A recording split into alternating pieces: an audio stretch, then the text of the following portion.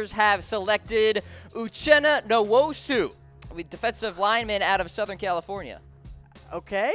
Are they gonna move him to linebacker? I don't really get this one. I am pretty confused by it. I think he is an edge rusher, and you can never have too many edge rushers. And yes, you lost Jeremiah Atachu this offseason. Maybe he plays the Sam linebacker for the Chargers early on just to get him reps, but I'm kind of perplexed with this. But they don't need another defensive end there. I'm very perplexed by this. He can rush the passer, show some traits there. He's a little bit raw overall. Will break up passes. He gets his hands up very well at the line of scrimmage.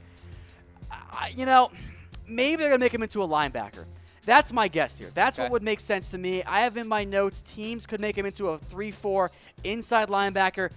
Maybe that's what the Chargers try to do here. If they keep him as an edge, I just don't think it makes sense. I have a D Ford comp for him if you're going to keep him as an edge rusher, but I am perplexed by this one. I want to see what the Chargers say after the draft here, because if they're going to keep him at edge, why waste the pick when you got Bosa and Ingram?